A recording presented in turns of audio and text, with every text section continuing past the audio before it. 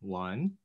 Hello, everyone. Welcome to XYZ podcast. I'm Gary, and so I was actually quite exhausting in a way because from the yesterday is a quite a very quite a lot of things to digest from yesterday discussion that I had. But today is definitely a refreshing one because we swap into this new direction to look at elective. Even though it's an elective course, but it's a short assignment, or whether you call it is a short class, or even is But I think is what interesting is that because Nurin was first approached to me and talking about this Roman matter, and I briefly read through these drawings and also the images, and I think they are operating quite well with the Instagram. I mean, I don't really believe that drawings could be well appreciated just by doing the social media. But I thought what they did is really interesting to connecting back and give you this kind of nostalgia where even though it's a modern drawings or very digital CAD drawing, or even I'm not sure what software they did, but later on we will talk about it. And sure, even though we don't have this hand-drawn quality, but there is a sense of throwing back to this idea of Rome buildings. And I think for me it's a very nostalgia one because I was doing some research on Rome Church, but I can't Ale Fontaine, I've not mistaken. Mm-hmm. So that's Quattro Fontane. Yeah. Yes, that's the one. 4 fountains. Yeah, 4 fountains. Yeah. So that's really interesting. But apart from that, today we are going to talk about Sebastian's himself and also his studio.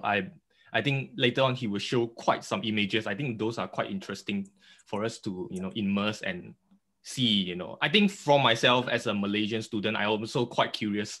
A small, I would say it's a small but yet compact office doing in Germany context as well. So without further ado, hi Sebastian. Hey Gary. Yeah, thanks. First of all, I must also say for inviting us, the students and the current administrators also of our Instagram page, Roman Matter. I think it's a great chance to really dive deep and discuss all these matters related to, as you said, these kind of plans. I mean, you can just call it a drawing, but on the other hand, we will, of course, go further into that. They are also images, they are stories. They are very, very complex kind of artifacts by themselves. And I must say, I'm quite happy. That's one of the only notes I took. Something I definitely want to say in the beginning of the podcast. I'm actually quite happy that something is broadcasted in Malaysia, because as we discussed earlier, I mean, Corona makes the world a bit smaller because it becomes more digital. But I would say for me, actually, Malaysia in some weird way was always like overrepresented in the last years. I had many great students from there. I have one good friend who's also an architect in Malaysia. So yeah, it's actually less remote and less random as it might feel. So I'm very, very thanks a lot for the invitation and for that Thank stage. You. Yeah, thank you for joining. I think I'm so glad that we are still connected even though COVID. In fact, I think COVID makes us connected more. But anyway, so thanks Sebastian. I think later on you will take the you'll run the show anyway. We have students as well, and I thought to invite the students to talk about Roman matter later on.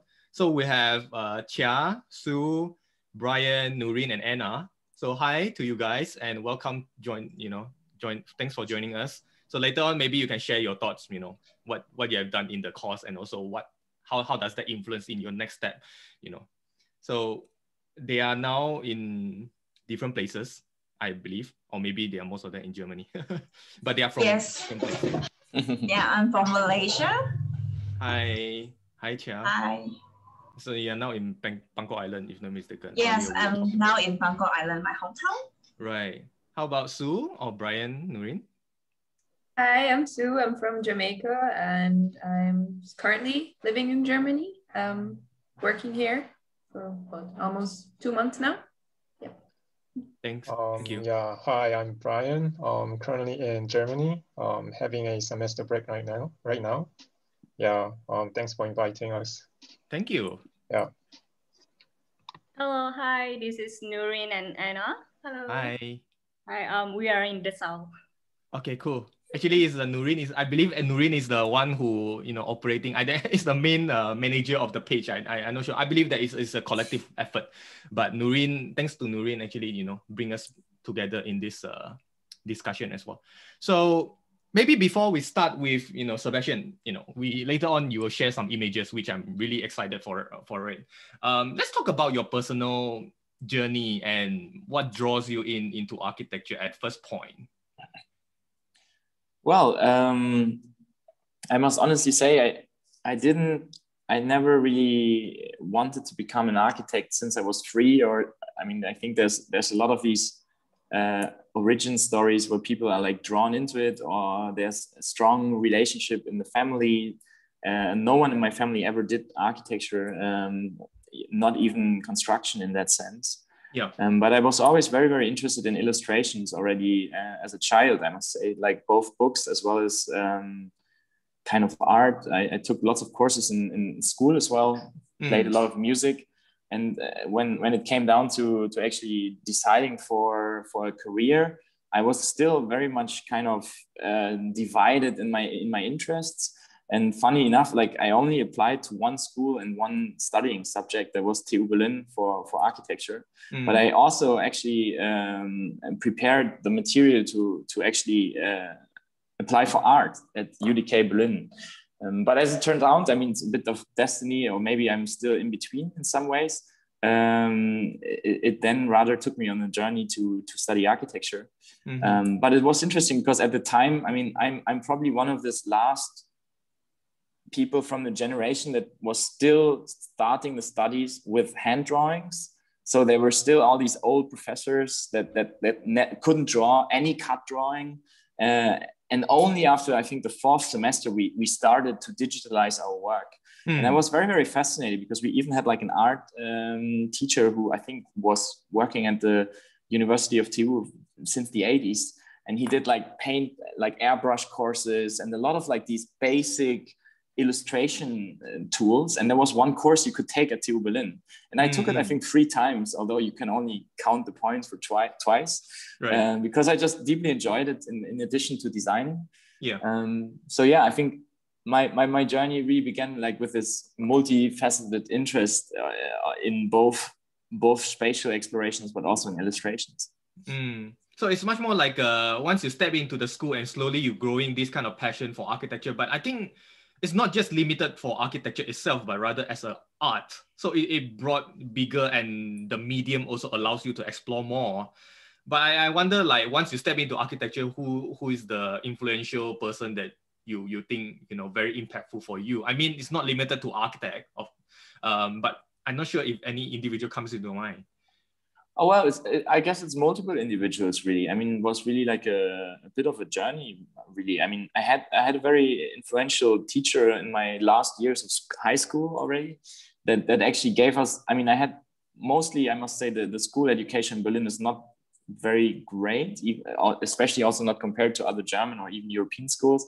And the art education is absolute nightmare, right? It's really frustrated. 40 plus people who just randomly assign like tasks of kind of meaningless, conceptionless, fun materializations, like build your own dog's house, or in this category nearly. But I had one teacher who was at the time, I don't know if he was a Steve Jobs fan, but he always kind of dressed like Steve Jobs exactly, was very, very meticulous. Most students hated him a lot because he was very, very harsh. He was one of the only teachers who really openly said to other classmates' work that they should rather consider not to do this anymore. And I appreciated that a lot because it was the opposite of a regular class. And he gave us also architectural assignments. And I think that was my first ever contact. And not so much really, it wasn't that influential that he made us draw plans. I think it was more influential the attitude that he brought, because that's clearly the attitude that also came, or I only understood while studying at TU Berlin. I was working with Ute Frank a lot, wonderful woman, very, very harsh in her way also, but absolute magnificent architect and a really, really good teacher. And she really made us suffer in a way by producing models, producing drawings. She forced us to finally come into digital drawings in just 2 months. I'm not sure if she would agree, but like she's pretty much obsessed with Japanese architecture. So we were all buying these like Sana publications and tried to do the thinnest line possible on every printer. And this kind of obsession to detail and precision in the design, that's really something that fascinated me, because like suddenly it wasn't anymore about taste. It was really about thinking straight. Like, do you have a concept in your work? Or not? And if not, or can you make it stronger? Can you express your ideas stronger? And it became like this mixture of logic and aesthetic decisions. And I think that comes very close to my whole persona in a way, in a weird sense. Yeah. Just now you did mention about Steve Jobs, and I thought if just simply looking at your outfit, I thought you quite looks like a Steve Jobs as well, with the although the roll is missing with the turtleneck. yeah. I have a bit more hair, but not much. Yeah. But I think another thing is that you mentioned this experience with learning with different kind of tutors that are heavily influenced to influential for you, and I thought, for the students, right? If let's say Sebastian been harsh to you and want you to produce drawing, let us know later on. So maybe he been driving from his personal journey and then apply to you guys. Sure. No, for sure. I mean, from there on, I continued to work for one office in Berlin. It's called Barco Leibinger. And also there, I don't know how really, but I directly entered the competition group, and we did a very interesting project called IBA. It's like this international building exhibition. That's something, it's actually quite a cool planning tool in Germany, where they always run public kind of thought process exhibitions, but then these things get built. So there's like every, I think 5 years or so, there's like an alternation of it. And they really test build academic concepts. And at the time we were thinking about insulating concrete, and we tried to challenge in that competition that if you have an insulating wall, you don't need any extra insulation, right? So in theory, the wall becomes very fat, but it also can have any shape because it doesn't get more costly. You could form it like a Baroque furniture and so on. And there was the boss of the office, it's called Frank Barco. It's an American architect. He taught also at Harvard GSD, and it's a pretty renowned person in general. He was also quite influential. I think there were like 5 influential minutes. That's probably also the longest time I ever saw him in the office, because he really took time. And I know I tried to produce something like 30 or 40 different options with the models, but I was always a bit afraid. I was very insecure about what I should do. I remember this guy coming, was already 10 in the evening with a Sharpie, like a fat adding, just free drawing shapes on this gigantic pink styrofoam, and then he just cut it out. Like there was nearly like an aggression about the whole process. But it was really inspiring, like the way that there was no fear in design. It was only like ruthless exploration. Like you have to try it. You just have to try it. Doesn't matter if you waste 200 euro on styrofoam or if you break the machine. You just have to try it. And that was also quite a cool moment, actually. Yeah, just now you did mention styrofoam. I'm not sure, is this something related to later on? There is this pink foam that you're gonna show later on. That's the project. That's the project, right? Yeah. Okay. So that's very interesting. And I do have a last question before we move on to, to showing the images. I'm really curious, what do you see or in craft and materials making in Germany, or even for your personal encounters in a way?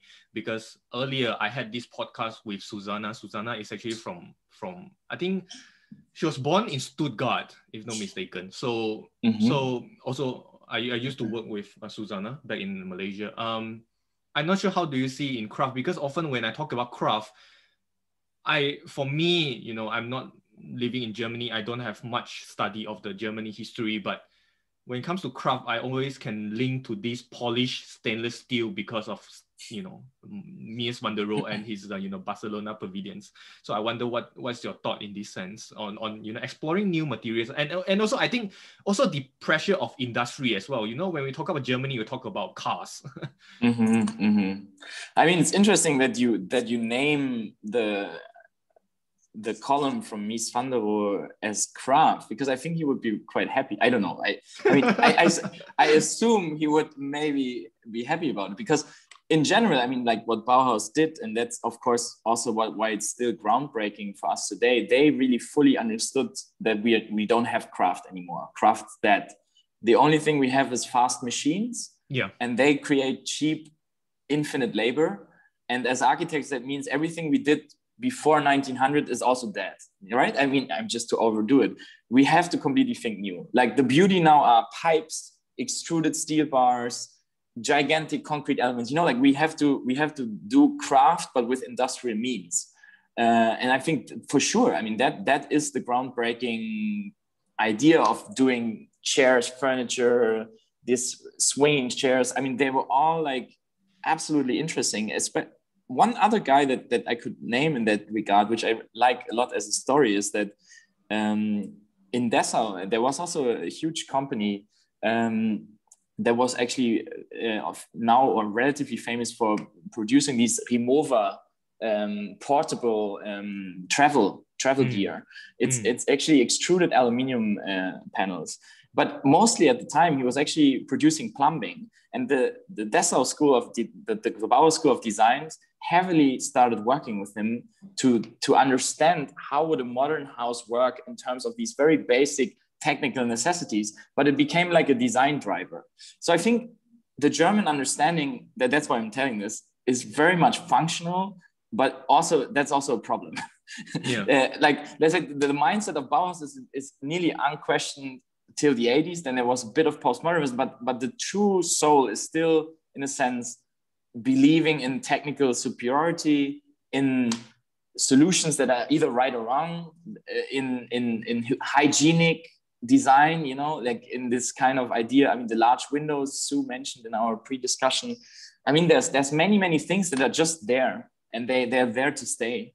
And I think, I mean, one thing that to me was very, very enriching about going to Rome, I mean, we're going to talk about that more, is the absolute opposite, right? Italy is like the antithesis in a way to Germany, you could say, nearly. I mean, the way, especially in this historic development, but also even in the current understanding, even their modernism was always more crafty in a sense, I feel, much more linked to surfaces, to qualities of detailing, to also sometimes ambiguity. I think this, especially people like Hilbersheimer, this nearly like brutal modernism, that wasn't something that was, I think that was really very German in a good, but also in a questionable sense. Yeah. So I think we have to work with that inheritance in some way. I grew up in this culture. Obviously, I have criticism for it, but also I think that's still kind of a German export idea. I think Germany doesn't really have an architectural identity that much as Japan, but we have a strong market core. You know, like it's like a company nearly. Everyone knows still that if you buy a German toilet, it will probably work. You know, or if you buy a kitchen, there's like all these kind of delivery. The whole, I mean, a lot of money is being made by selling products, not so much beauty or idea, but really products. Well, I think it doesn't stand out as saying that I wanted to have a brand. Like you're talking about Rainy Macintosh, this kind of Art Nouveau style. But I think for Bauhaus, as we know, it's an international style. But I can't deny that international style is also a style. It is a sort of like a franchise in a way. It's like a signature.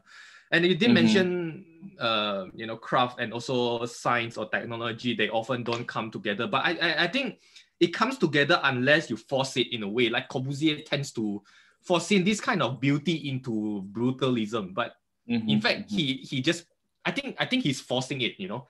He wanted to dwell these two together, but we can see his priority always on performance, because he's talking about post-war housing and stuff.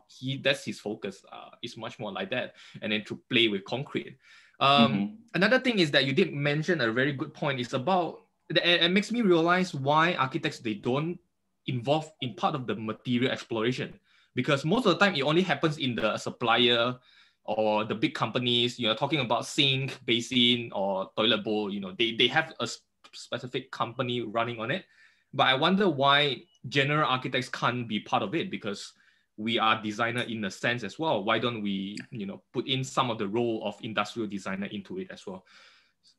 I think about that heavily. I think, I mean, not so much maybe related to the concept of drawing and the exploration of kind of Roman aesthetics, but in our office, we very, very deeply think about that at the moment. Like, how is it really feasible to do a design that is custom, you know, that in a sense, our identity of making architecture is still based on that idea that every project has to be 100% new, right?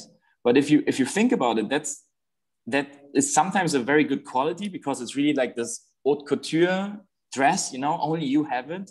And if you destroy it, it's gone from the world. But in some ways, it's also a bit strange, because we are so used to buying phones and only changing maybe the color of the phone. And we have so much digital technology that allows us to produce things extremely accurately, repetitively, even slightly changed. So for sure, I mean, like I believe there's also some framework, some time, and some of these material studies that I've been working on the last years also go in that direction, to really explore, in the sense, what could be a Bauhaus 2.0 if you want, or maybe 8.0 probably, because there's many steps in between. But like, is there some new logic that is given to us by thinking about tooling, thinking about digitalism again, that actually combines aesthetics and, as you said, maybe the core qualities of us as architects with something that can later on be as successful as these gigantic capitalist product machines, you know? Yes. I think just now you earlier mentioned this kind of all-in-one kind of brick. So it's a very thick brick wall, but it's all inside this insulation thick wall. I think that's I think so far I have not seen that yet, because we usually have separate things. Bricks is bricks, insulation is two things, right? But I thought in architects is the one who are so creative that why not, you know, bring this issue together and come up with something new. In speaking of materials, I believe that that's also part of the, you know, huge topic in today's discussion. And apart from that, also drawings as, you know, the communication tool. So Sebastian, so is feel free to share your slides, and maybe sure. you can bring us through the images. So if you have that any is actually questions, the examples that I was just talking about. Just the person was called Junkers in Dessau, a very interesting figure, who was also kind of half industrial designer, half entrepreneur, very much like Elon Musky kind of vibe for that time. Yeah. So let's maybe go. Yeah. Let's maybe go into the material. I guess I will just kind of present or quickly give a short overview about some of my thoughts and works of the recent years. Right, Gary? Yes, please. So as I was saying, what we continued with Roman Matter, and what was also the focus of my teaching at DIA in Dessau, where I was a lecturer and also a unit master for 3.5 years, is very much based, of course, on my own explorations. And as I said, I mean, this is really the image to that small story from Barco Leibinger. For me, fabrication, drawing, and the relationship between an object and the logic of conceiving the object is very, very much linked. And that also followed me. I continued my studies at ETH in Zurich, was happy enough to be chosen. It was very, very difficult at the time to get in. I don't know how it is now, but we were kind of these outcast Germans that were allowed to study in this gigantic Swiss institution that's super renowned. And the nice thing was we were actually given the chance to do these build and design projects. This one is in the studio of Tom Emerson from 6A Architects. And we actually built together with our classmates a gigantic structure, like a small theater. I mean, gigantic for the fact that we self-built, small, of course, in relationship to any real full-scale building project. But again, you see here this tiny drawing on the left just measures all the elements that we had. And it was a very beautiful idea. What they actually did is they bought the wood from an old wood building that had been disassembled. So it was already, we knew what material we have, but we didn't know what design it would be, right? So we have like let's say a Lego set of pieces, but we don't have a design for it.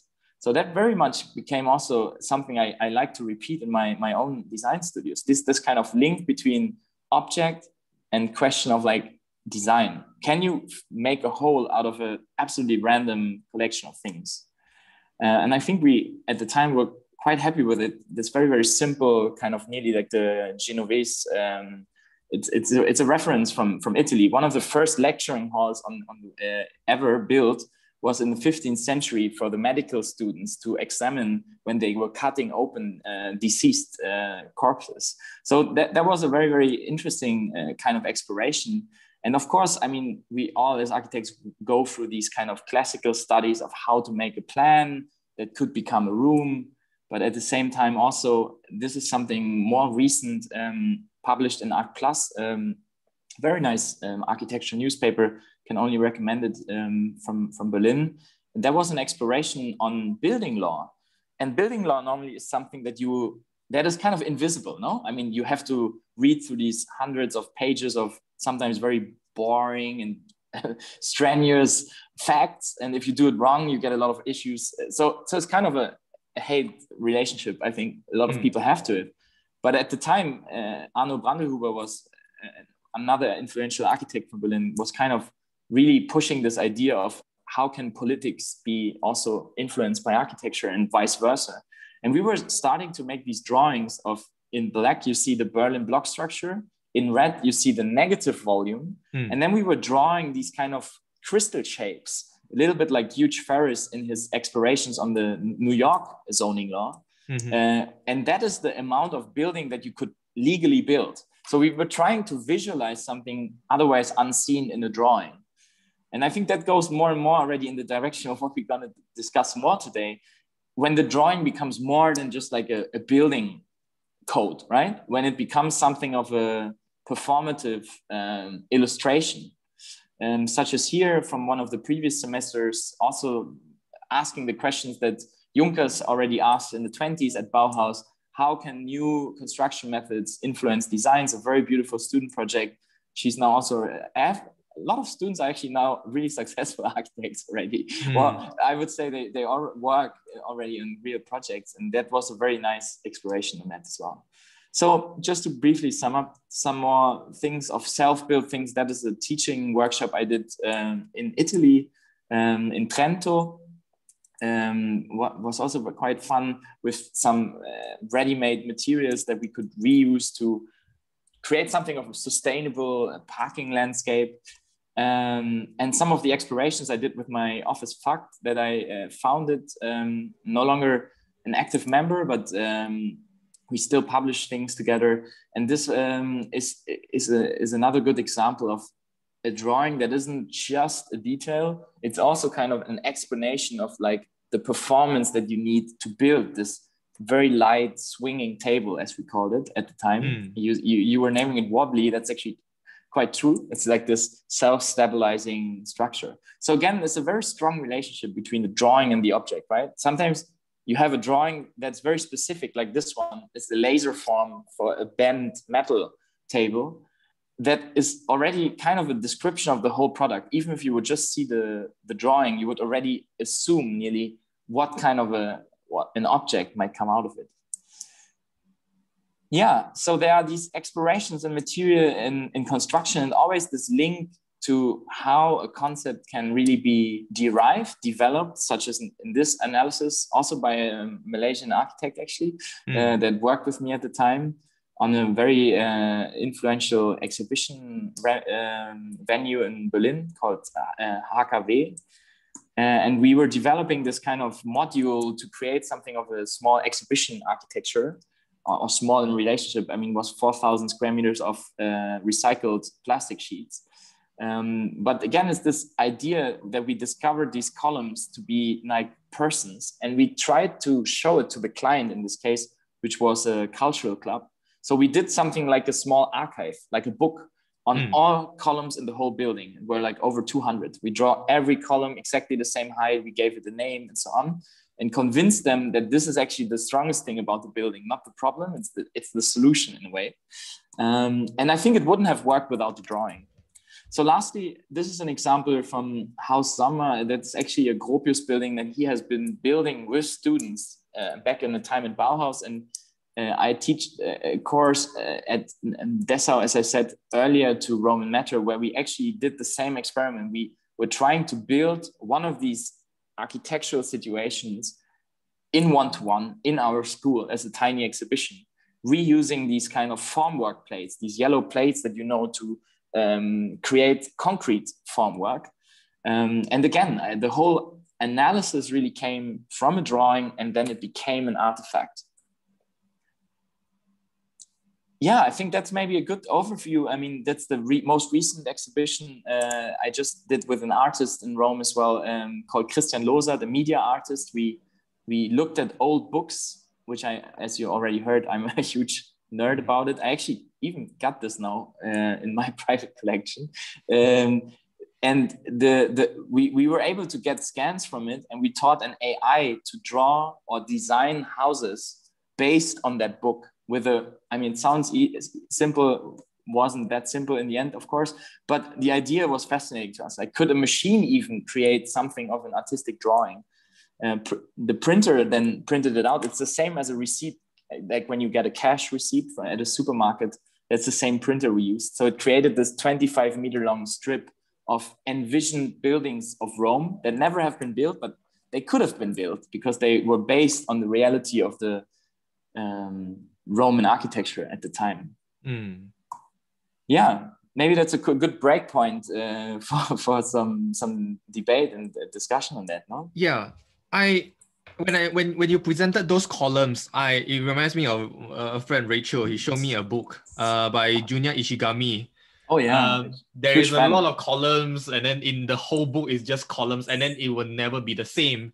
And it comes to one thought that when what you shown here, they are rather presentation drawings. They are not working drawings. I mean, maybe some here, this one is working drawing, I guess, with the dimension, with the specification and stuff.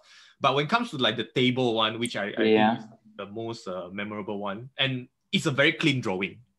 But I wonder, like, how do you see in this sense that why don't we just show the technical drawing as beautiful as the presentation drawing? But that's what it is. It is exactly the technical drawing. We never differentiate. Every drawing is a presentation drawing. We don't do ugly drawings. Like, it doesn't matter in the office. It doesn't matter if it's like there's never this idea of something that we clean up for web, and then we have something to show the client, and then we have something to show, let's say, to a builder or the machine. Everything is equal in that sense. So all these drawings are made like this in the process. They're never made to show them. So while drafting it is already part of the presentation in a way. Yeah, for sure. And for us also, I mean, to even understand the project ourselves. I think it's good in a way. You respect the whole idea of the process as well. You try to make it look nice along the way. You don't want to create like two versions of it. One is for myself, one is for others. But I just think that it would be quite tiring because at one point you might wanted to, do something very ugly just for yourself. You know what it looks like, and then by sketching, and that leads to another question that how do you see manual drawings like personal sketches and also very grotesque, rough ideas before all transform into this? Yeah, it's an interesting one, Gary. To be honest, like I do hand draw a lot. But I have a different approach. For instance, one thing I was taught in school to use this transparent tracing paper. Yeah. I hate it. I don't believe in it. And I never teach anyone to use it. We don't have it in the office. Every single sketch I made, I think since 6.5 years ago, I keep it. And every sketch is made on white paper, empty white paper. And then I do a sketch or multiple ones. I mean, not saying everything's super ordered, but every sketch is also kind of by itself something that has a value in a way. And I have an archive of like boxes with small stickers on it. Yeah. I mean, maybe I'll burn them at some point, or they never have any real value. I also very seldom revisit them. But for me, it's more like a mental thing that I actually appreciate the sketch a lot. I think sometimes the sketch is the strongest expression of the idea, for sure. And I'm looking forward to find out those sketches one day. I believe that I always thought those beautiful drawings, they come from a certain stage. You might call it ugly, but the ugliness is not a bad thing because those ugly actually grows this kind of beauty comes out in. Yeah. And I remember when I was visiting Da Vinci's exhibition in Edinburgh, and I think the sketches is more interesting than the finished product, because the finished Mm-hmm. project is the final stage. And then you have True. not seen the stage 1, 2, 3, 4, 5 until the 6 is the final one. So I think there is a certain ugliness that we can celebrate. And then also as important as the final one, I think maybe that maybe is another thing that I wish to see in Roman Matter, but I'm not sure, no pressure about it. But I believe that there must be a lot of sketches saying, oh, because I throw in my memories back in my time in measure drawing, there are a lot of sketches and say this so far is ugly and stuff, and then say dimension, and then you even draw a cat there because there was a cat there. That is a very sketchy draft. And another question before we move on, I would like to ask about this printer, the printing thing. Yeah. So if let's say the printer can do something quite similar to a hand drawing, then what's the point of? This is quite like a hand print, like a print, like wood blocks print. Looks like it, exactly. Yeah, we looked at a book that was exactly what you were just saying. At the 17th, 1800, many tourists came to Rome. So in Rome, already like today, they lived from tourists a lot. So what they did is they created books that people could bring home of Roman architecture. And they created something we only found out when we talked to art historians in our research for the project. They create something like a stamp. So every building is like a stamp. Yep. So you can literally, you have an archive of every building of Rome, nearly at the time, in stamp, and then they could create elevations of the whole street. And this was the raw material that we then analyzed with this AI learning mechanism. It's made by Google. It's called Pix2Pix. And the printer was very interesting because it had one quality, as you just said, Gary. It is the resolution. It's a very bad printer.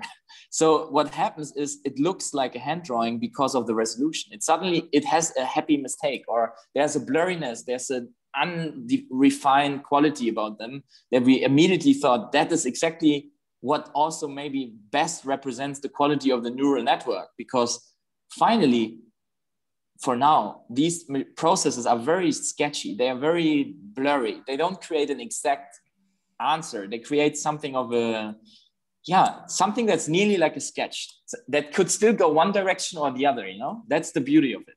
And I just want to say to what you asked or were just elaborating on before that, I don't want to say we always start with the final drawing, we're done. No way. It's a long process for sure.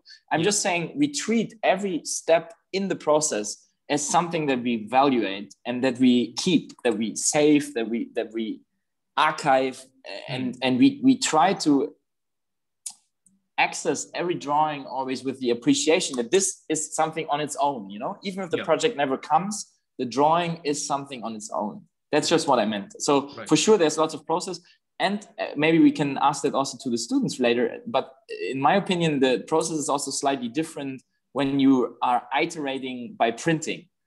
A print has less value than a hand drawing, in my opinion. Like we print a lot. Like the first thing when setting my office up in the current location was to get good printers last year and really test drafts in like 20 versions until everything's precise, Yeah. But that's a different value. I wouldn't do 25 hand drawings. I do 1 or 2, and then I know kind of where we are going to, and I would never throw them away. But the prints are more like, and that was a process we had at Dessau for sure. Every week we did print outs.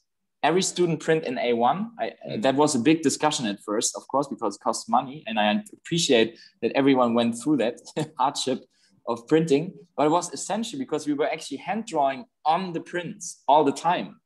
Like the first prints were, of course, completely chaotic, sometimes very unrefined, maybe just found references pasted on A1. And you know how it looks like when you print an unfinished drawing really large. It's horrible. But at the same time, you can start fill it with ideas, with narratives, and discuss all these decisions to be made. Definitely. I think the whole point is to, to be appreciated, to feel appreciative and also respect your works, even though it's not the final work. I think later on we can talk more about the drawing, because it comes to a point, because I think it's because we are trained in architecture school, we taught to think that you must design something and then you can only call it an assignment. It's like building, if doesn't get built, then it's not called architecture kind of thing. But then in drawing this case, it is a final drawing because it's so much effort as designing something. True. And even though it's a documentation, there is a sense of effort and time invested in that sense. And you were saying about this printer is an AI, powered machine. And I thought it would be quite interesting if, let's say, they come out with the needle instead of the, printer is running like a cartridge, like a block. But it will be, if let's say they come up with a needle thing, right? They can just sketch and then they just draw it out. I think it will be quite scary. Would be beautiful. I had many ideas. Yeah, beautiful idea.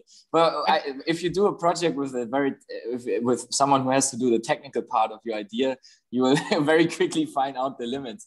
But for sure, we had exactly that. That was the question. Like, how far could a digital technology interact in real space, right?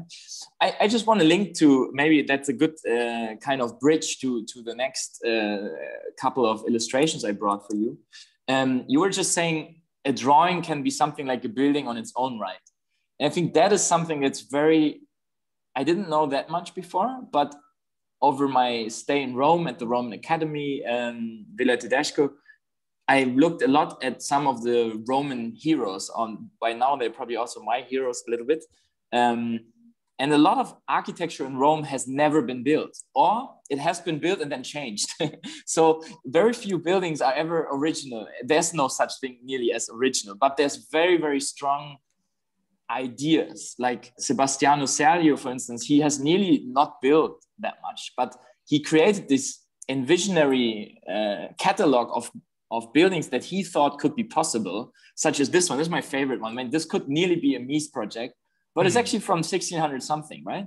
So it's just amazing things, and they've never been tried. I mean, they've never been physically tried, but just thinking about these and doing these drawings, what happened was, of course, he influenced many, many architects that came after him. And these architects then tried to build it. So a drawing can also become something like a wish list or a utopian idea that then later on, maybe in 100 years, will be built in some way or another. So this idea of making a book and capturing something of an idea in a drawing is, I think, that's the quality. That's the fantastic moment, no? I mean, this one's extremely famous, where they just discovered perspective. I mean, it's hard to imagine now. We all have 3D SketchUp in semester 0 probably by now. Everyone knows it already. But back then there was no, and that's something I wrote down for today's discussion, just to name it. It's very hard to envision what the people knew when they did these drawings. There were no images. There was no photography. There was no rendering. There was, before that, not even a correct perspective. So there was very few tools to show a client or the city or even the Pope what you want to do, right? You could only talk, or you could remain in these kind of very, very flat kind of descriptive plans. So I think this liberation to come to perspective, axonometric drawings, and all these styles, if you want to call them that we also experiment with in our studio, that was brand new at the time. And I think that is why I'm including it here. Lastly, I mean, the two people that have to be named are, of course, Piranesi. Again, a very strong example for what we were just saying. He has built one single thing, that tiny situation with a keyhole where you can see the dome structure at St. Peter's Church. But his works of unbuilt, fantastic kind of urban situations were the basis of classicism in some way, or one basis of this kind of development. And I would claim they nearly became something like mental buildings, if you want, in that sense, such as his fantastic envisionings of the ancient Rome, that like these star-shaped buildings. They've never been built. They were all, in a way, fake realities, no? Alternative truth, or whatever we would call it now. But that made them the more interesting, no? And lastly, there was really one very direct example that I also showed to the students before we did our work. That's why I'm including it here, because of course we don't start from scratch. No, I think as architects we never do, but I still like to say it, because that's, I think, also what makes us not artists. We don't claim to be original in that sense. We just try to keep a certain culture alive and maybe push it a little bit further. And in that direction, I think Le Trauli, a French architect who has spent nearly his whole life in Rome to draw the buildings that were at the stage, mostly Renaissance architecture.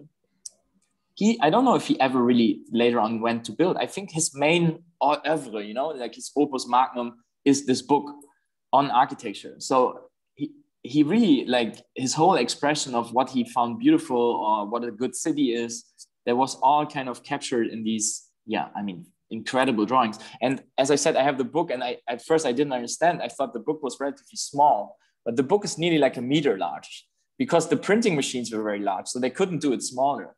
So in the end, the line thickness of these drawings, when you scan them, is more beautiful than any printer today. We cannot print as finely, not even with a 12,000 euro Swiss plot machine, not possible. Because the things were so finely engraved, so large. So it's also kind of interesting, no? The technological process makes it cheaper, but it doesn't necessarily mean that the artistic outcome is of higher value. Yeah, that's maybe another good break, but I think that's definitely a good discussion, no? Of like on the self-value of the drawing beyond being built. Yeah, and it really reminds me of, I don't remember this term, but it is like a block print. So wood block print is rather Asian thing, I think. They carve it out, Maybe. you know, and then the stem, you know. But in Western, they have the similar thing, but they operated in steel instead. So I can't recall. Now I remember. Or silver even, yeah. Snitching. So snitching is like they sort of welding it, or like a little batik machine. I think in Malaysia, it's like a print for clothing, traditional clothing. So that's quite similar, like stitching. And then it's not really, I won't say it functioned very well, but it's kind of similar to today's printer. But what difference is that stitching, I think it's called stitching and snitching. I can't remember.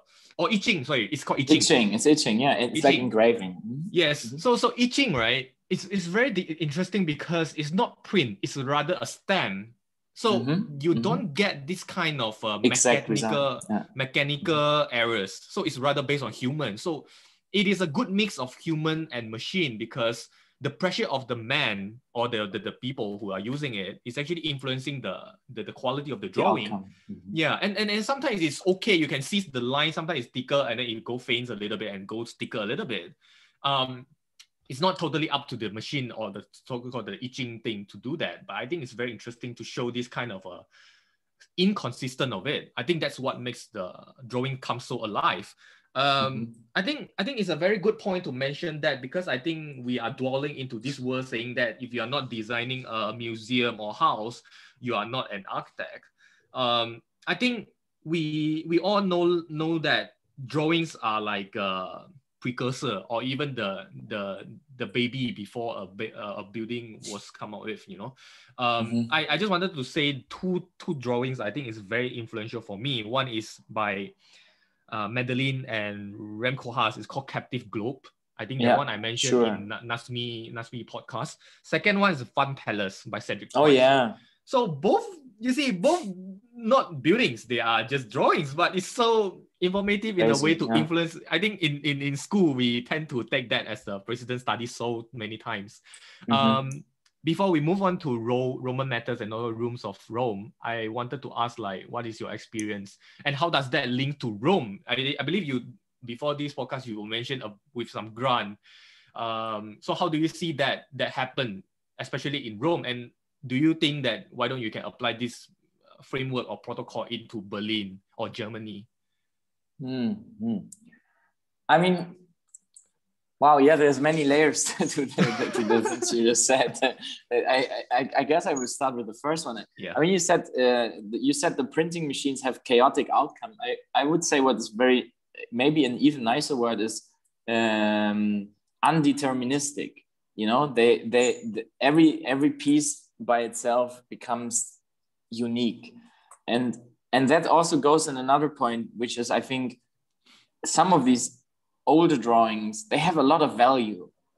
Another note I made for myself, maybe that's also important to say, or to openly admit, let's say, where also maybe Roman matter also comes from, is kind of a criticism on today's drawing culture, if you want, because I feel these old pieces, they cost a lot of time and effort, as you said, and that made them valuable. And because they were valuable, they were kept.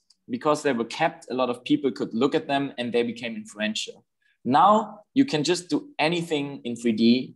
You basically, I mean, I love programs such as Rhinoceros, and we also used it, of course. So that comes from a two-faced coin, right? But I'm just saying, what I really discovered in teaching, and I was teaching in many places, not just Dessau, is that the new tools, let's say Archicad,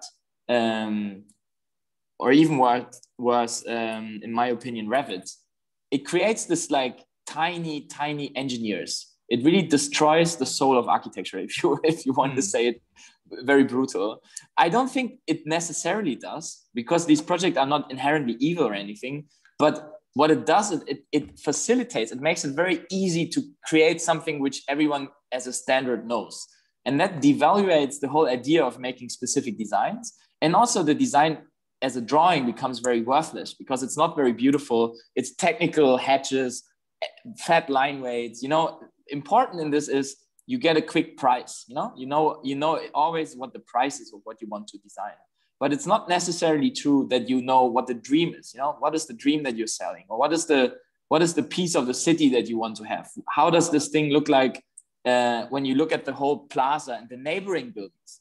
I mean, how many architectural renderings today only show the building that is going to be built and nothing surrounding it, right? I don't know how that is in Malaysia, but like the idea of a common city that has buildings that react to each other, right? And create something like a whole. I mean, Rome is beautiful because it's so, one of the things that makes it beautiful is it creates a very consistent complexity that still fits together. And this idea, this notion, let's say, of how our standard drawing tools that we now teach in school, what kind of designs they create, what people do when they never know architecture for a long time. They know, maybe they study just 2 semesters. Now they have Archicad 3D. They are drawing a 6-story house and they create a facade by clicking windows in the plan, right? But it creates an elevation. Yep. And how do you think this elevation will look like? Horrible. But some of these things do get built, and it just makes it very, very quick and effortless to create bad things. So I think it's very good to come back to the slow way of thinking and slow way of drawing also. Yeah. Thanks, Sebastian. I think I just wanted to add on, because earlier I was saying there was a discussion yesterday that I joined in, and it was about phenomenology. In the end, we close up with a summary saying it's about experience. And it seems to be that, you know, it depends, you know, there are definitely some bad drawings. But I just wanted to say that the drawings that you presented, they are phenomenological in a sense that it brings senses. I mean, it's not directly as the smell or taste, but rather it's the ways we see, and also much more on the touch, because there is a certain texture that I can see, because there is later on, I remember there is one drawing by the students show there is this shadow comes into this courtyard, if not mistaken. And that shows a lot of the senses and also experience, even though it's a static drawing. But it brings back so much alive and, you know, so much soul in this sense. I think I just wanted to say that I think it's, good job. And I really enjoyed the drawings that you showed. Thanks, Gary. It's really thanks to the students. I think now we will move on to the students, but before exactly. I believe that you yourself as the lead tutor or moderator of this course, sort of influenced by, you know, the examples that you shown earlier, and then now you transfer it to the students. So now we are talking about Roman matter and also rooms of Rome. Sebastian, do you mind to tell us, like, bring us through briefly about Roman matter and rooms of rooms of Rome? Yeah. So, I mean, as I was pointing out also when we just started our discussion, I've been invited to live in Rome by it's a German government scholarship of excellence. So we kind of applied there, and we got this beautiful chance of having an atelier, like a workspace in Rome for 10 months. And that was 2019, 2020. I'm just saying that not to brag, but just because it's actually important for me to understand or to kind of transfer that. Because for me, I've been to Rome twice before, but it was a kind of foreign place in some sense. I think as many people that come to Rome, I was just totally fascinated, overwhelmed. I didn't know however, the first time I went, I think I went for 4 days, and I had this idea of seeing the city, right? That is just such an hypocrisy to even try that. So that was kind of my experience till then. But now I had this chance to actually go there and live there and really spend also, like rainy weekends or winter days, really spend time in the city.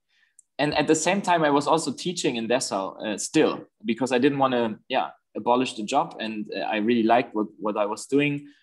So I kind of tried both. I went twice for 6 weeks, but I always came back for discussions, and I was actually running a studio and an elective at the same time. So what I actually did is, and I can totally honestly confess, I also kind of, in a way, used the students or tried to engage everyone in a common understanding. Like I wanted us to understand Rome better. So it's a very banal statement, but that was really one of the first initial points for me to say, well, I'm here, I know very little still. And I want to find out what kind of tools we have as architects to understand this richness of political, historical complexity, of building heritage and so on. So that kind of led to this idea of making a catalog of relevant buildings and develop this drawing language to document them.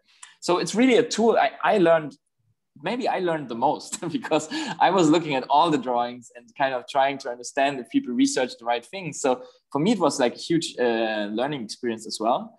And I, of course, tried to share my fascination, as I said, for not only Italy as this antagonist to clean modernist Dessau, but also this idea of creating art in the same moment as creating architecture. And now Roman Matter is on Instagram, so anyone interested, feel free to browse it through. And I think it's Roman.matter. Yes, so I'll share the link later. But okay, Roman Matter itself is beyond the elective because it has like a dedicated Instagram page. I'm not saying I was so impacted by the fact that it has Instagram, but it has this professionalism going on in a way to show that it is not just an assignment, but rather it's about giving this kind of responsibilities for the student to, to try to take ownership in this sense. Yes. Let them to run the thing and then let them to get proud of it and get motivated with what they have done. What about rooms of Rome? So that would be another thing, is it? No, it's really a continuation. I mean, for us, the account Roman Matter really bundles all the interests. First of all, it shows works from some of the students that are with us today, also Tiek and Sue, and also Daniel Ramon, actually, who was, I think, also in the participants today. This was a thesis studio. So people worked and researched on details and materials and then also did designs in Rome. It was a 1-year course. Then we did an elective study. As I said, elective is, I don't know if that's even a thing outside of the school. It's just an additional course where you are rather in a seminar kind of context. So it's much more collective. You don't have your own design necessarily, but you learn together. And you normally experience a specific trait, like either you understand something about sustainable architecture or whatever, right? So what I did is basically, we just bundled these teaching formats to have something that is very educational, something that's very artistic, and the design studio. And they are all somehow interlinked. And the last endeavor in that series, I would say, I always try to actually work on a topic longer, not just like, 10 days, okay, new topic, half a year of students, then completely new topic, but rather maybe this goes on for 5 years now, who knows? I mean, I always try to explore things for longer than just a single semester. And the Rooms of Rome thing is just the latest iteration. And the current group of students that joined us also, Anna, Nurin, and Brian, they are basically the curators, you could say. Because what you just said is very true. The agency is totally with the students. I mean, I'm more of instigator, and of Tutor. course I'm a Mentor. critic. Yeah, I'm a critic and the fan. But a lot of the decisions and the curation, like what to show, how to show it, is really this experiment that we all went through together. And actually weekly meetings. We have it's very strict. Like we have Monday mornings, we have our meetings, and we discuss that. Yeah, and I think that's a part of the professionalism to really try to take it as serious as possible.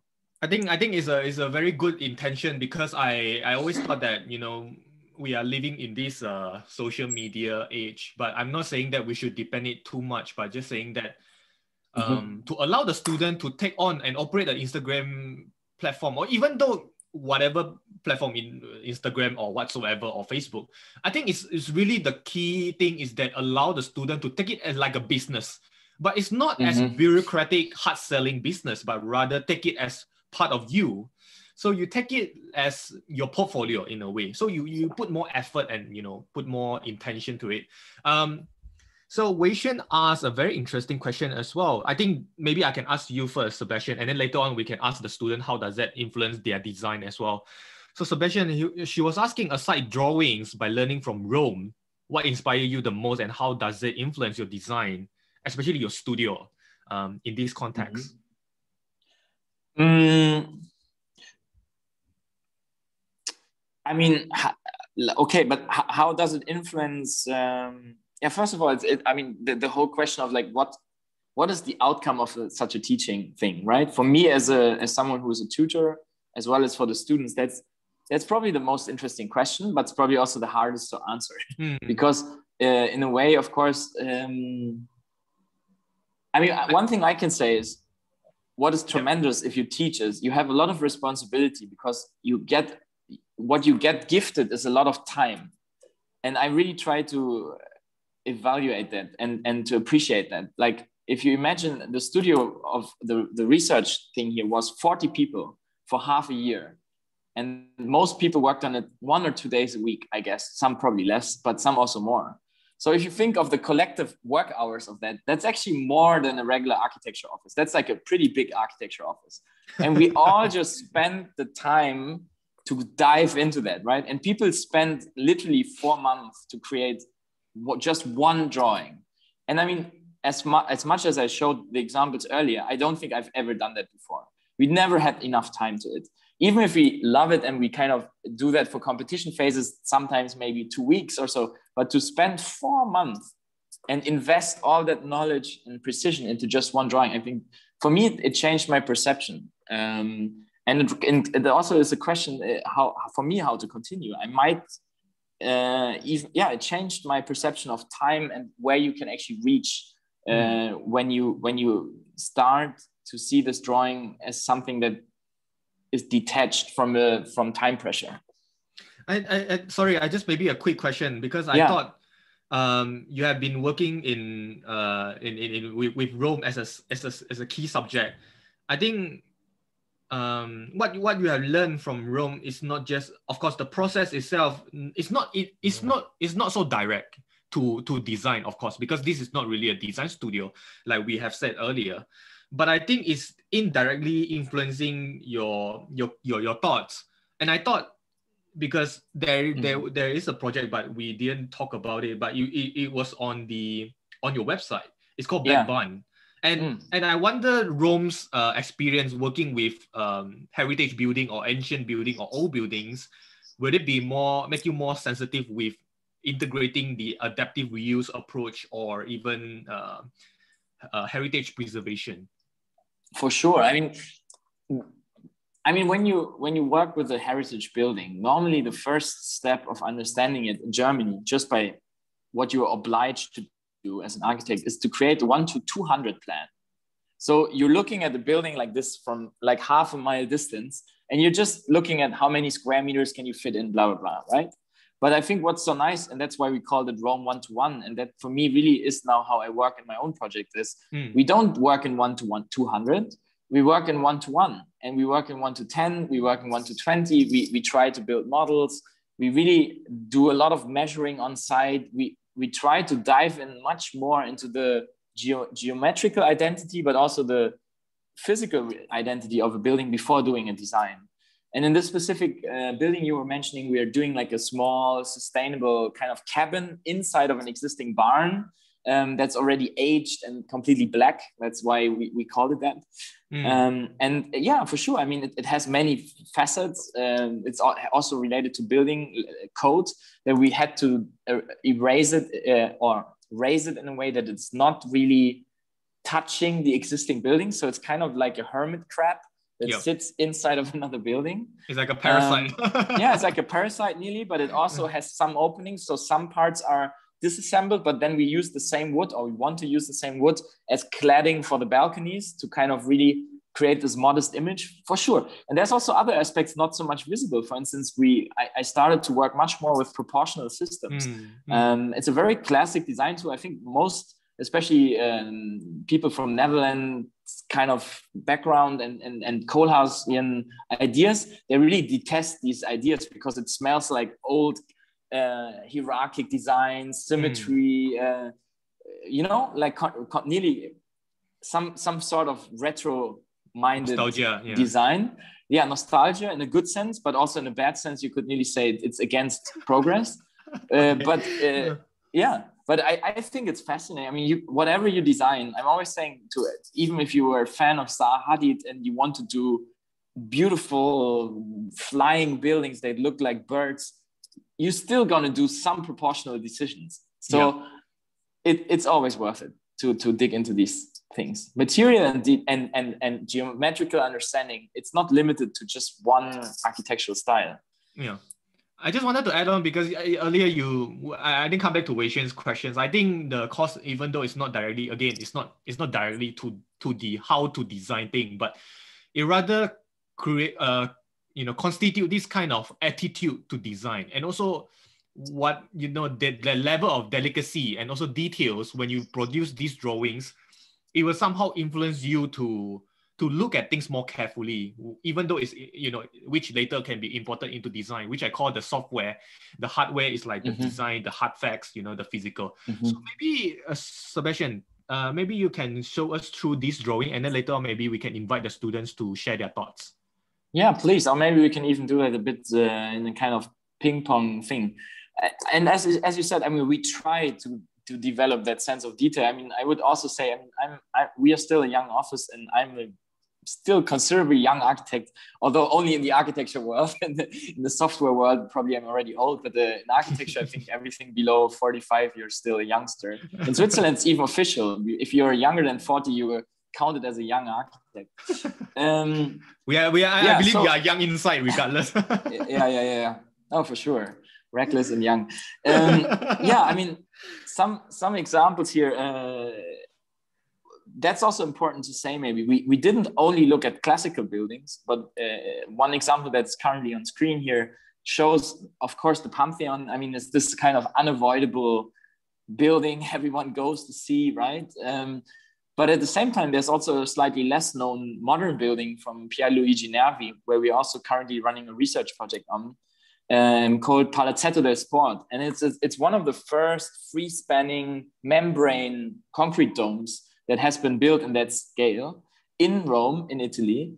And it's very much, I mean, we think there is some language that comes between modernism and reference. And that's what I think the student, in this case, Alvin and Michelle, they really try to express that. Like, although they are different times, more than 2,000 years apart, there's a certain fascination about form, about monolithical space, that connects these not only decades but like millennia. Similarly, many of these other examples, such as this one from Joyce and Kia they really try to work with multiple scales in the same drawing. No? You have a site plan, you have a detail, you have a perspective section, you have a tile detail of the flooring, you have many things that you can observe, and it really tries to do this unachievable thing to create like everything you can know about the building in one drawing. That's of course not possible, but it tries to really overlay and create this complexity. This one also is one of the ones I really like, because The student struggled, I think, a bit in the process because of the complexity of the building. It's called Theatrum of Marcellum. It's an old amphitheater that has then been made a housing complex. So the people just built on the top of the ruins. But she decided to ignore that. She just focused on the antique reality of the building, which you cannot see anymore today, nearly. And she kind of presented this nearly ideal shape of it suddenly. So some of these drawings really show things that you cannot observe when you're in Rome. You just really have to, it's a second layer of reality, really. Similar to this one, where Gilind and Enrid researched the social structure of the Colosseum, the other, of course, go-to #1 tourist attraction. It was basically what you find in the tribune construction, in the section of the ranks, right? Like when you go to a FIFA stadium, is the amount of money people had at the time. The really rich senators were sitting on very deep benches directly to the stadium. And the further you go up, the less important the people get. So on the top tribune, where you have the worst view also, you have only wooden benches and they're extremely narrow and steep. So you have this kind of very interesting kind of section of Roman civilization in the building.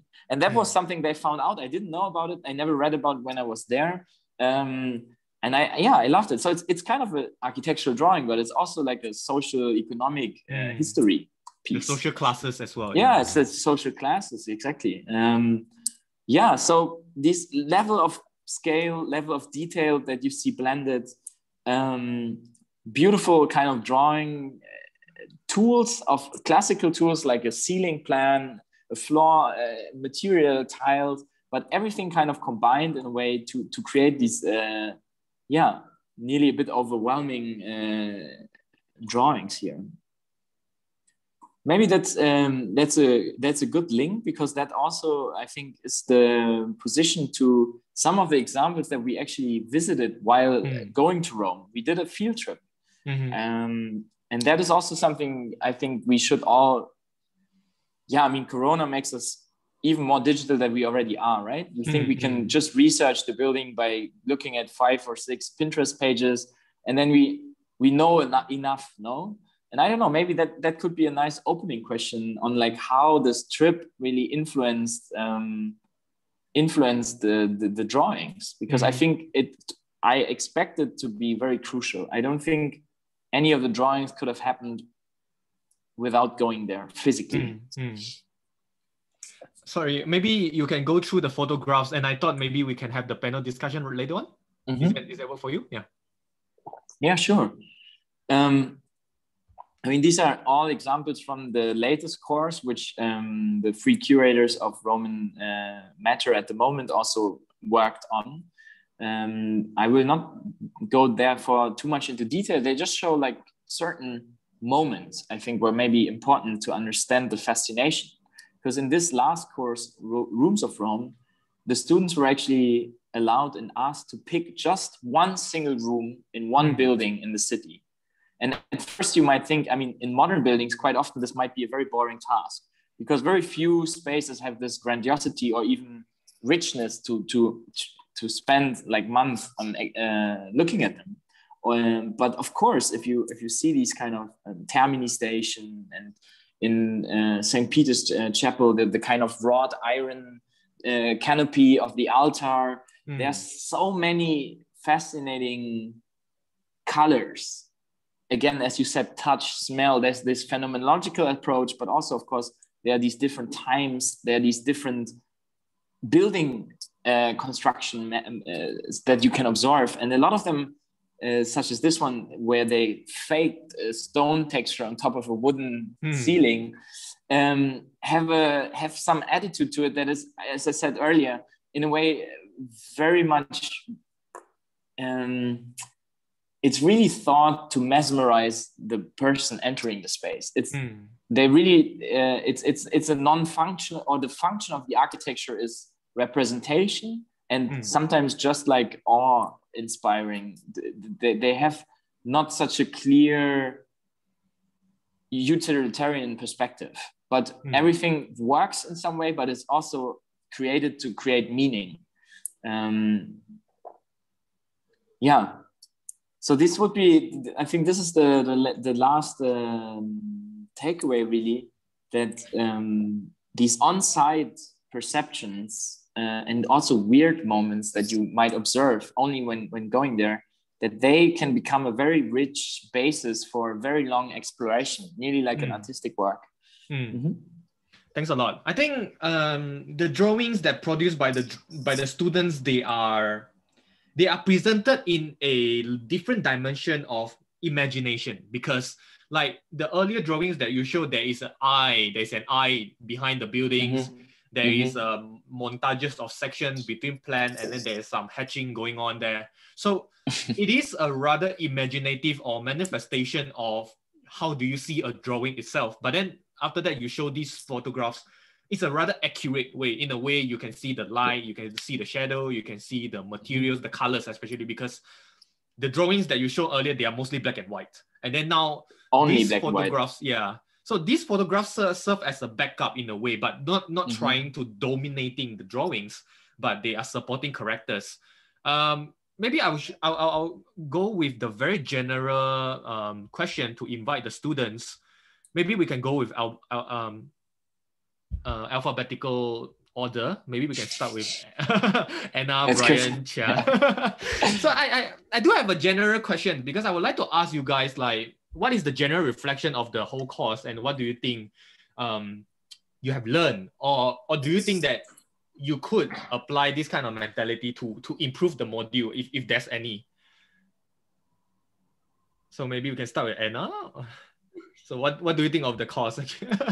So or maybe you can talk about the project or the site that you have been working on.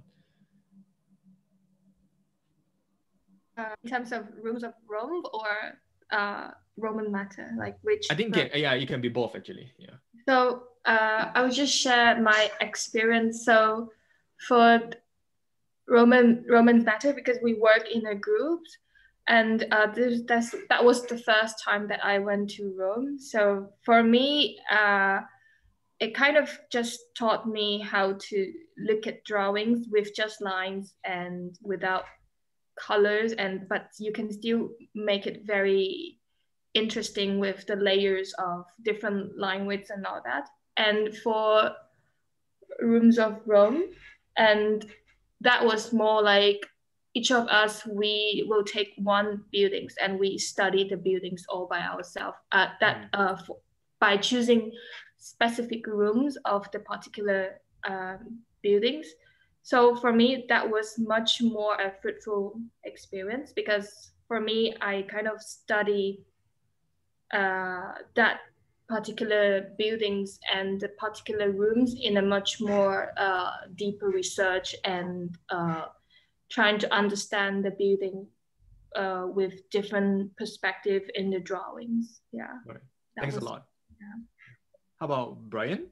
And Brian, are you're Korean, right? But you study in Malaysia. So how does that? Oh yeah, cross into the drawings that you learn.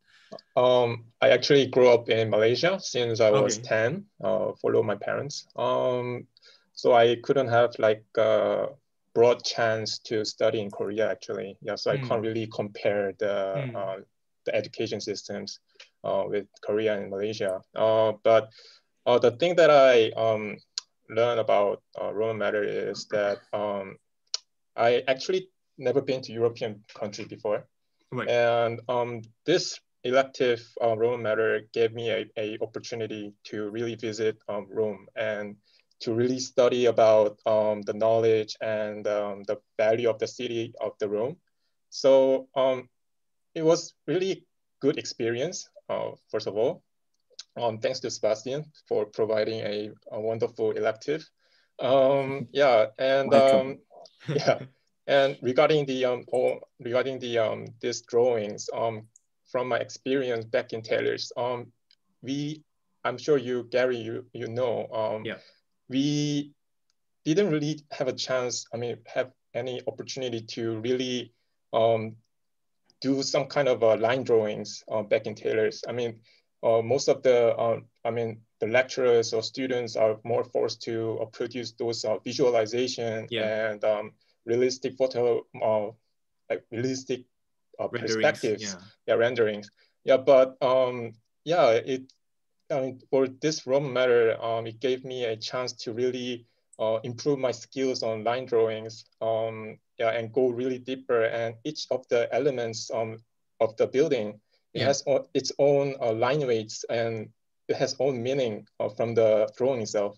So it gives me, it's really gives me a whole new knowledge for it. That's what I learned from this Roman matters. Thanks like a lot. Comparing from the tailors. Thanks a lot. I think another point I would like to say, because since you mentioned it, I think we flooded with all these, when we're competing, who can render the most accurate, most realistic, renderings. But I think why don't we just talk about, like what Sebastian we talking about, like why we compete? Why don't just show the line drawing is the most honest thing, the most genuine approach to show that, I don't want to be realistic. I'm not competing for that, but I'm just saying much more on the honesty in lines and also the, the representation and line weights. So this could be another level of renderings. Thanks a lot, Brian. Maybe we can talk again later. Sure. Chia. So Chia is just graduated, isn't it? Yes. I just graduated last year, and I think because we joined Sebastian for the studio and also elective, and I have to say a little bit on how I joined Sebastian, because it's exactly the drawing itself attract me to join his studio, because Sebastian's studio used to have the whole wall pinned up during every week, so I kind of inspired by the seniors. So when I look at the drawings without them standing in front of the drawing actually already telling a lot of info. And I was so impressed by their drawings. That's why I started to join their studio. Join Sebastian. So after that, I learned how to really draw line drawing, like in different way, like how to really express the line in different technique. For example, if you just use one kind of line, and how do you create the thickness, like different layer? And if you use different type of line, or you use different color or tone of the gray tone, so it create different effect. And so that's why I learned really a lot, and how to use drawing to show ideas. And just like what Brian and you say, like in Malaysia, we used to really we used to produce colorful drawings or images to show ideas. But mostly we don't know what we are showing, like because we're trying to show a lot of info or just want to make the drawings nice. But when I learned this line drawing, we really have to know what I'm telling about, because it can be really simple, but convey the message clearly. So I really enjoy it a lot when I joined this studio, because I really know what am I drawing and what kind of skill presenting different ideas. So that's why I think I'm really have a different perspective towards architecture in this way, because it's kind of, because even though like how you draw a wood texture and a stone, we create our own texture. Right. It's not like using the, like the hatching, AutoCAD hatching, because we have, default. So it's really, so it's really like, let me understand a lot, like what's the material and what is the architecture, like it's really changing the perspective. I doubt it's a spliner, so you're just splining the texture. I think I'm just guessing, maybe it's just splining in AutoCAD. And I think thanks for the very comprehensive sharing. I think it's very close to what I'm always believe is that you draw what you know, and you are very understand and clear, what each lines are actually their roles, and also the character itself. Thanks a lot. And I think Sebastian sent me a copy of very short one of your works. I think that one is very clear to show how you integrated that study from materials into your design studio on insulation, and also how if let's say we wanted to expand or develop a certain heritage building, what is the less harm or detrimental effect that we could create to the ancient building. If not mistaken, that's the study that you have done. So that's quite interesting as well. I'm not sure which, because is it the one on materials and then how to reduce the impact of the environmental issue, isn't it? I'm doing about the lifespan of building materials. How, exactly. Okay, thanks a lot. Yeah. Thanks a lot. I think later on maybe we can catch up more. So sorry to cut you off. How about Nurin? Or maybe, Nurin. Actually, Nurin, I would like to start off with a question. Because you are running the Instagram, I'm not sure if you are running with some peers. My question is... all three of them. Three of them, right? Okay. Yeah. I wonder when you guys operating or so-called curating the Instagram, have you ever thought that choosing the best angle for, Instagram have this ratio? Yes. I wonder how do you choose, and also... how do you see in this case? I mean, the drawings that Sebastian showed just now, there are most of them in portrait mode, and then it might be quite contradictory to your, to organize the photos. Yes, I guess like when we started to take over the account, we were really excited. But after 2 weeks, we started to realize that, this is a lot more difficult than what we thought, and especially that we are going to show and preview works that has been done by the students, which are, most of it are really, really beautiful. But the thing is, we need to know whether the message that the students want to deliver, we manage to deliver the similar to other people, to the audience. So we need to understand the audience as well. And I know like for people like audience, they only have like a certain seconds, like 5 or 10 seconds of like span for them to scroll. So we need to find like a right and perfect angle to show like the material or the focus of the drawing itself. And it's very hard. We don't know what the audience want, and we don't know like whether they like it or not. But how we do it is we post it consistently at the same timing and the same time every single week, so we can see like people like liking a certain photo and people like didn't like the photo. It's not like they dislike the photo, but maybe they do not understand what we are trying to show. So maybe that's also like a way how we try to analyze things. Sorry, I just wanted to add on because does it really an impact for you to produce a drawing? Because I always thought that this thing is rather you do it for your own thing. And I'm not sure about Sebastian or the team that running the Instagram. Will that affect the academic or even co-curriculum quality of it to integrate it into it? So maybe in the future it will not be portrait, it will be all in square format. Maybe I can say something only really, really quick to it. Because first of all, I have to say, like, actually all of the people who are talking today are involved in the account. So Tierk and Sue really started the account with me. And then after they graduated, now they of course have all paid obligations and a life to attend to, so they couldn't really run that forever. And then now the second generation is basically Brian, Nurin, and Anna, who were just like one semester later in the course. So I just want to make clear that they all contributed, and I think it's and that already is an answer to your question, because we are doing this now for more than a year. And when we started, we did it while the studio was still running. And we even started before I fully designed and decided for the course of Rooms of Rome. So for sure, there was an impact on what I already knew works in the format, and also understanding that, of course, Instagram is not about showing 2 million things. It's about showing few really good things. So we really tried.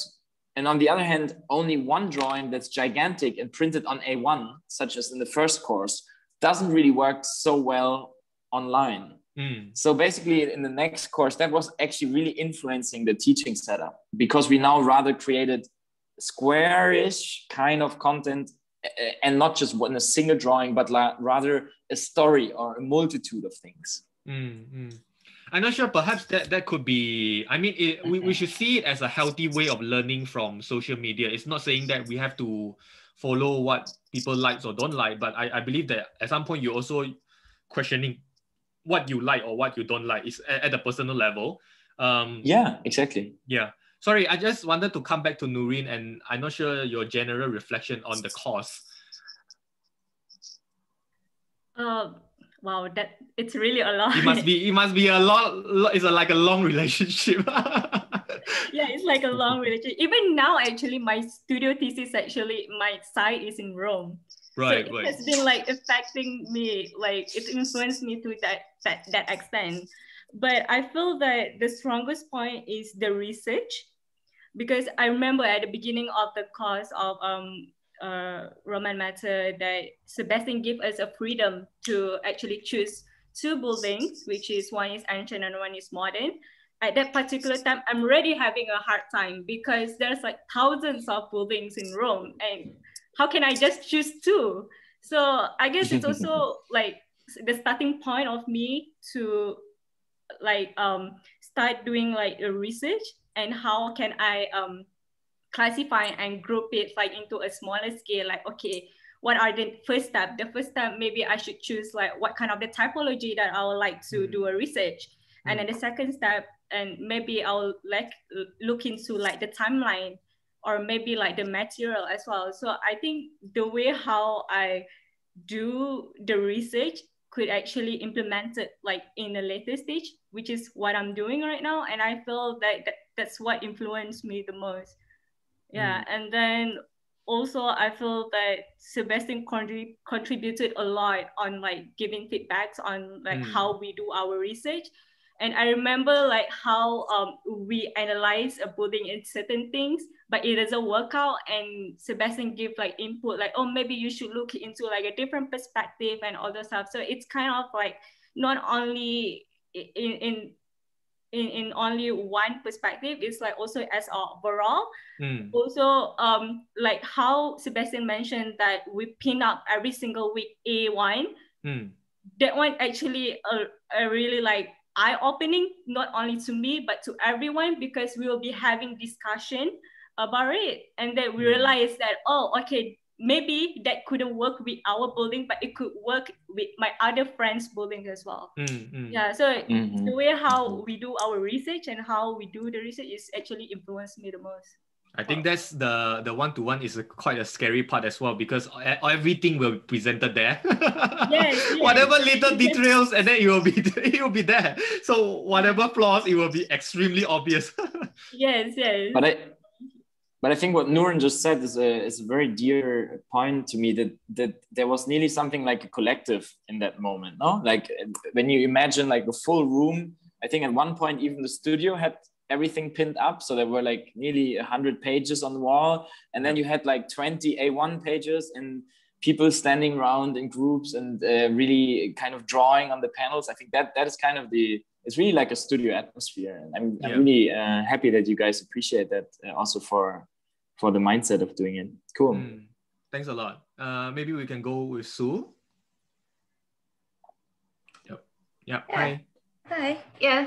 Yes. So it was, I mean, that year was very intense, a lot of work, but I think one of the biggest things I took from it, because again, Chia and I, we worked on the studio and the elective and Roman Matter. And I think it was trying to see how much we could find in terms of the research, because it was a lot of research, a lot of buildings. It was a lot to, really absorb. And then it was very detailed, but then in the output of it, I mean, the drawings are, of course, the star of this show. And it was about, being detailed, but also being digestible to the content, to the audience that we have, and then also to ourselves in terms of what we're trying to convey, and just, really learning how to prioritize, even when conducting the research, to say, okay, this building has 2,000 facts about it, but what is the most important thing as it relates to this topic or for my investigation? And then, you learn how to filter and deduce what's exactly the most important thing for you or for what you're trying to do you know, just really teaching you or forcing you how to be decisive and very clear on what you're trying to present or what you're trying to convey. And for me, I think that was a very big lesson. And, you know, even with when Chia and I co-managed the account, like she did more in terms of like the graphics. Like she has a very good eye for graphics, and that, like, that's true.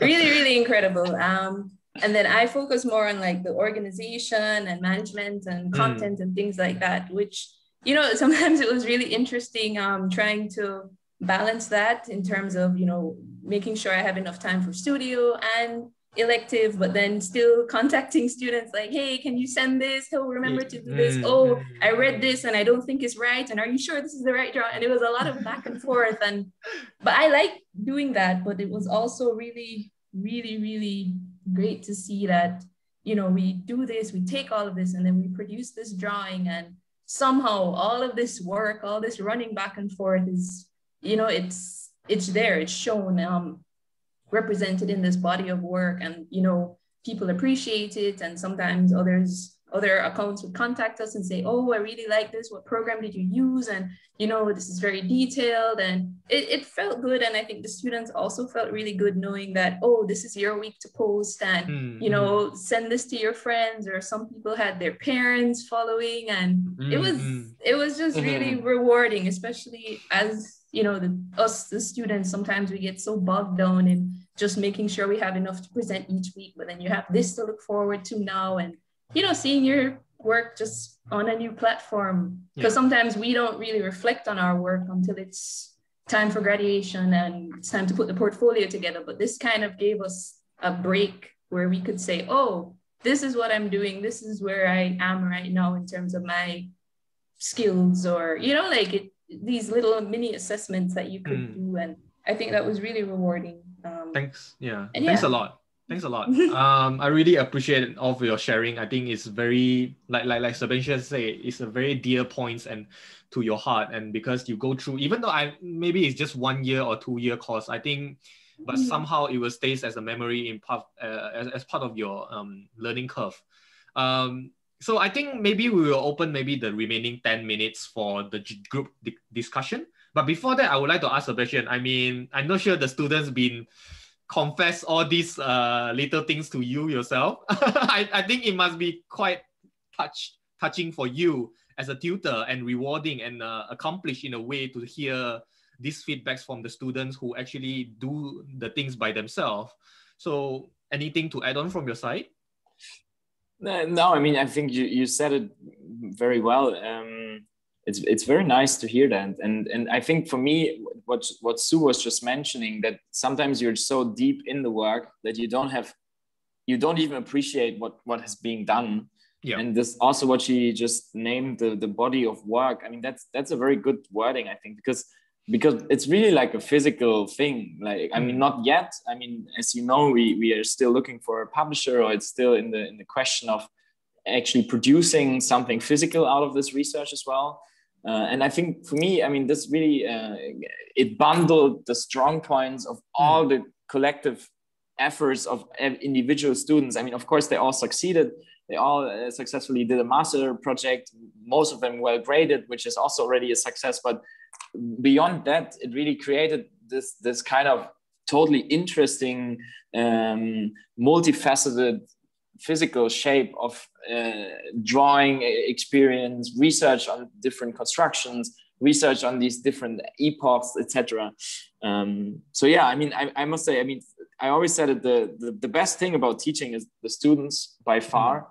Administration, payment, everything is always kind of beyond, but there's always this kind of energy of interest and curiosity. So I'm very happy to hear that it was actually a nice experience, and that beyond just kind of, I mean, there's these technical skills. It's interesting for me also to hear that this line drawings and this exploration were so powerful to you guys. But I think also that is kind of maybe a good thing. Also, I must admit, I think certain technologies that you guys came up with, I personally never did them before myself. I mean, there's definitely been some new yeah, like some new framing to certain things happening. So it was for me, every week was absolute an adventure to see the outcome and to actually have it somewhere now online and to know that people are following it quite strictly. I mean, like also me, people really think we are kind of a knowledge archive on Rome. And I've been there for, as I said, twice for 6 weeks. And of course I lived there for some time. We traveled there, but I mean, there's scholars that work on Rome probably for 60 years, but no one knows them, you know? And I think we created something that actually found a wagon or a certain format that people can digest, as I think also Nurin pointed out. People can understand and appreciate the information that we also understand and appreciate. Yeah, and I think you pointed out a good point also, because of this platform is sort of bridging a lot of people together at some point. And also, if let's say any professional, they wish to contribute some knowledge, or what do they know about the building, there's a niche knowledge they know, then, you know, feel free to text you guys up. I think know how to share it out, isn't it? Right. I think I just have general questions I would like to ask the students. Of course, if let's say the audience, you wanted to drop in some questions, you might want to ask Sebastian himself or the students, feel free to drop in the chat box. But I just have some questions because I think I really appreciate that you guys are sent quite some questions to me. But I just wanted to list up some of the questions. You can turn off your mic to share your thoughts into, you know, the specific questions. You don't have to answer all of them. If you want, then yeah, sure, why not, right? I just wanted to ask a few questions. Maybe I pick 2 or 3. So the first thing is, because I noticed that most of the students, they are international students, right? That must be quite interesting, because I really curious. Are you interested to apply what you have learned, this kind of documentation spirit, into your home country, maybe Jamaica or Malaysia or anywhere else? So that could be quite helpful. And, you know, because since you have done it already, why not just replicate that kind of protocol or framework into your personal environment or home country? That's the first question. The second one is about the approach and also the softwares in a technical term. And then maybe you guys can share what application that you have used. Maybe, I believe they might be involved with some 3D to translate into the line works. So maybe you can share about, is it Rhino or SketchUp or AutoCAD, or maybe AI? Or Revit. Or Revit. Revit. Yeah. So no, I'm kidding. So maybe you can talk about that. I'm not sure, maybe different students, they have different kind of ways of working it out. The third question is about Rome itself, because Rome is the key thing here.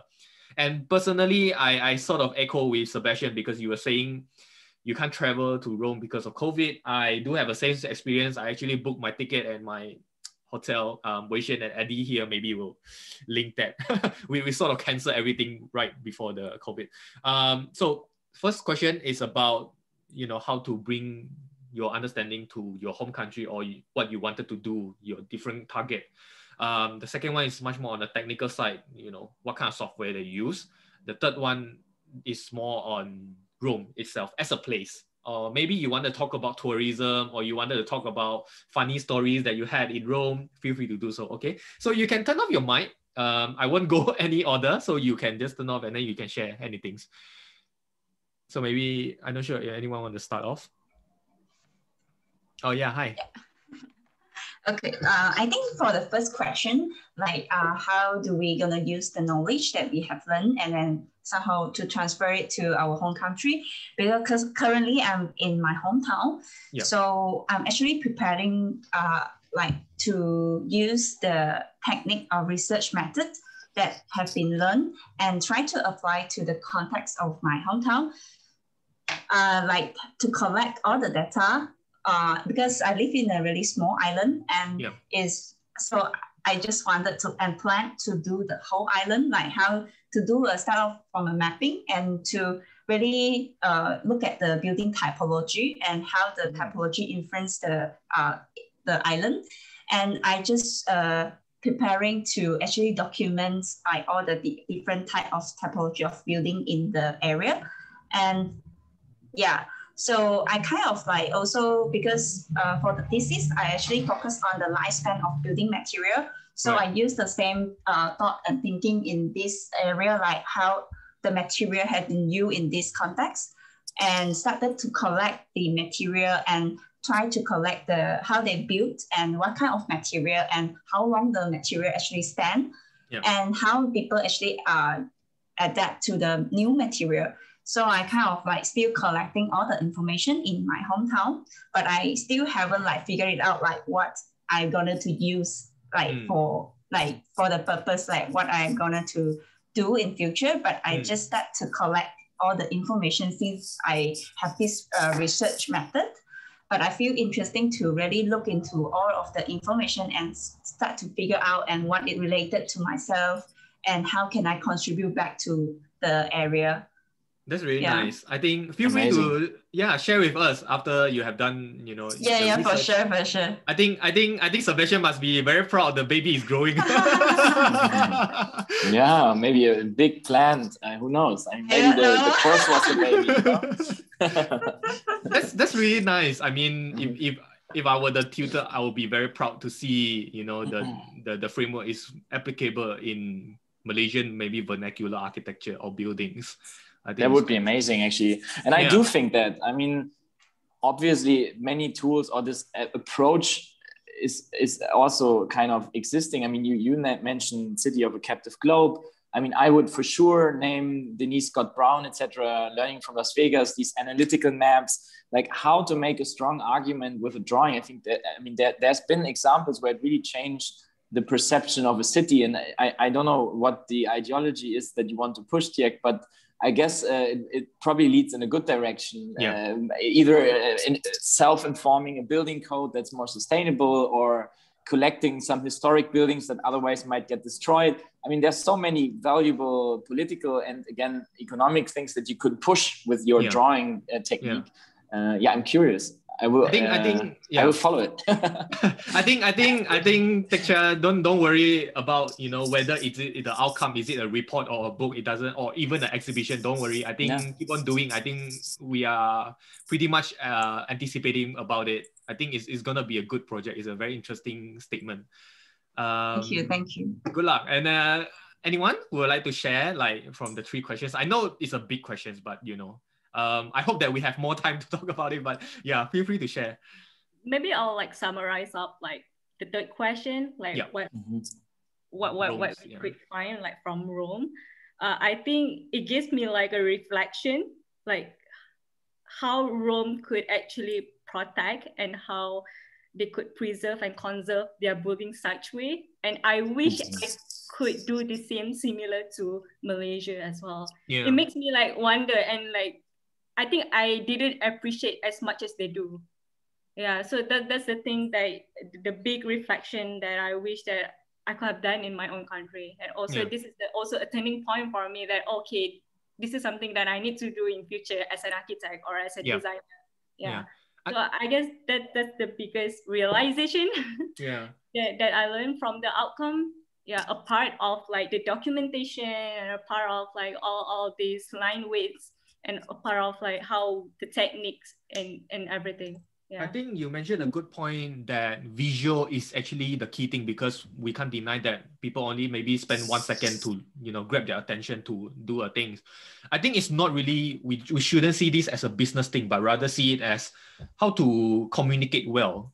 Awareness. It's the awareness and also the linking together. Thanks a lot, Nurin. Sue? I would say that I definitely agree with the sentiments that Nurin and Chia have as it relates to their countries. Because in Jamaica, I've always had a big interest in conservation or preservation type architecture.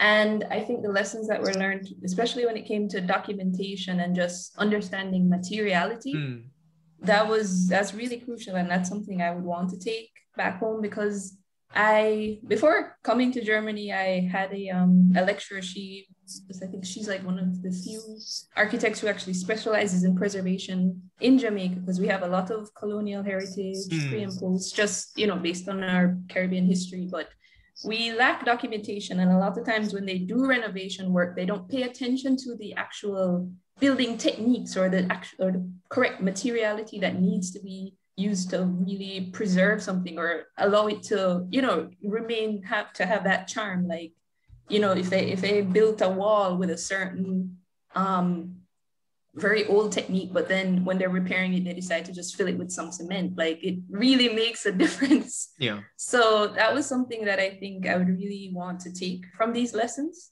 Documentation and just having an eye for detail, especially when it comes to materiality and construction techniques, and just, you know, really paying attention to those things, because a lot of times, in the same way that you just follow, you know, a certain structure for line drawing and knowing how to present it, those things that seem so little really do make a big difference in the finished product. So that, that's definitely something I would want to apply back home. I guess that answers the first question. Yes. It reminds me of two things. One is David and Jay did this mapping on African continent.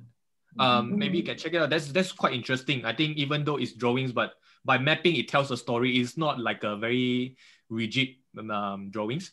And second thing is that I think you did mention drawings is not just simply as the document or report, but rather it's a narrative. That's a very interesting point. I actually, before that, like I said, I suggested that, you know, Sebastian and team maybe can come out with a booklet, because we shouldn't see it as a very seductive, it's a very sexy photos of the drawings, but rather there is actually a certain sense of effort behind there, you know, to relate back to a history or relate back to a certain research. I think those are good points. Thanks a lot, Sue. No problem. So maybe last we have Brian or Anna. I'm not sure if you guys wanted to answer the I can talk about the second question regarding the softwares. Yeah.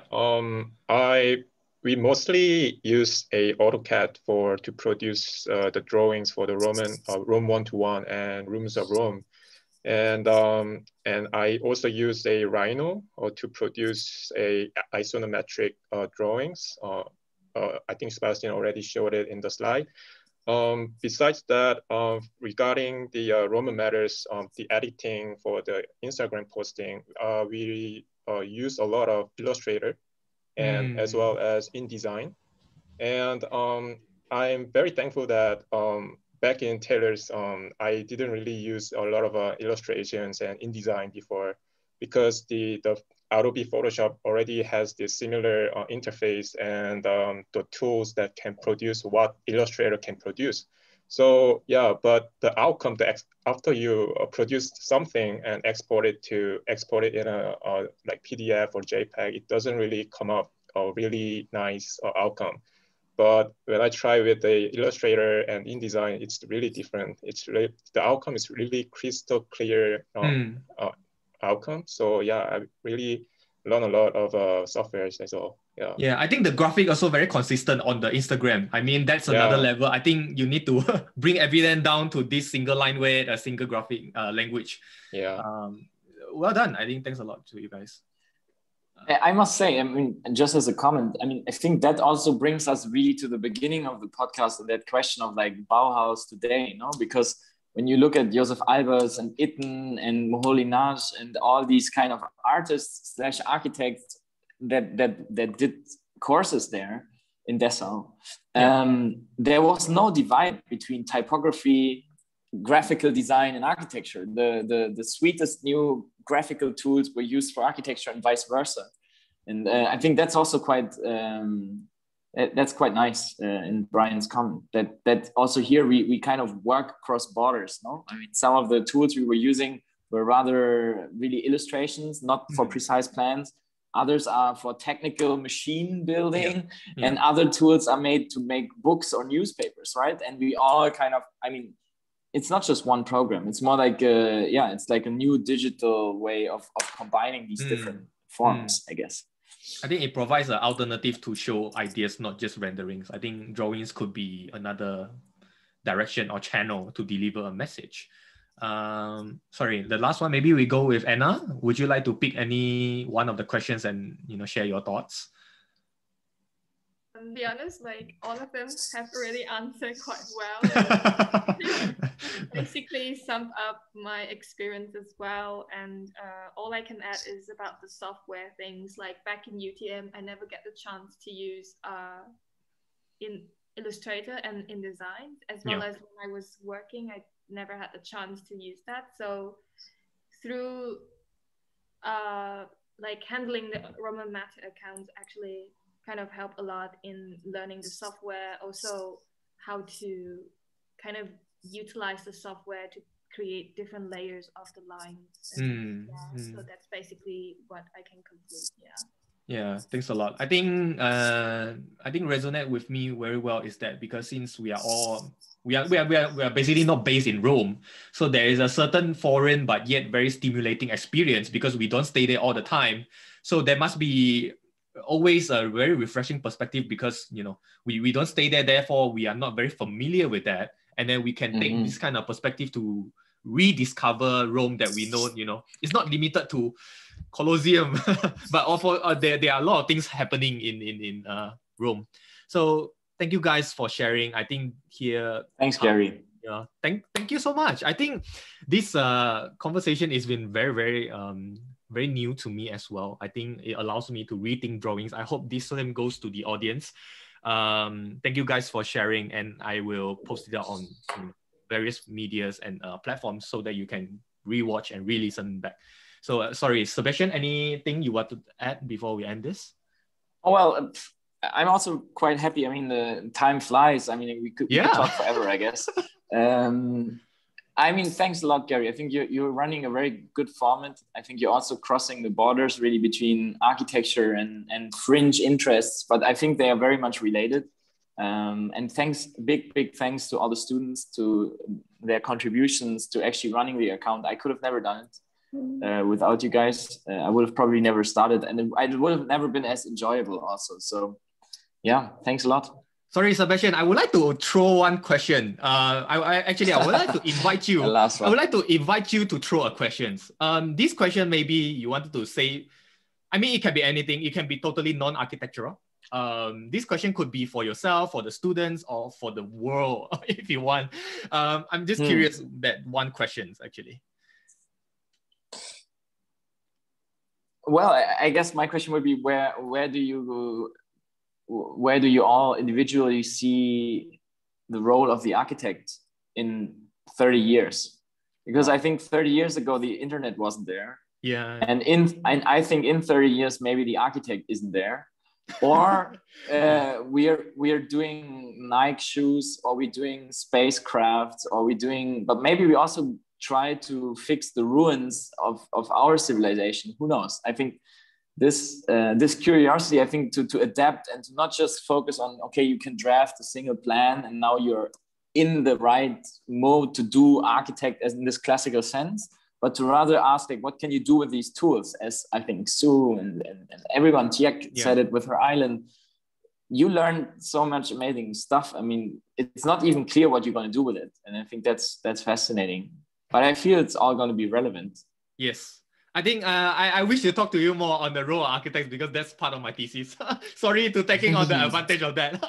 but thank you guys for sharing. I think it's really glad to hear from you. I really appreciate your time. I mean, even though it's 2 hours, it might sound like a long time, but I hope that you guys are enjoying the whole process, and it's quite a relaxing conversation. Thanks again.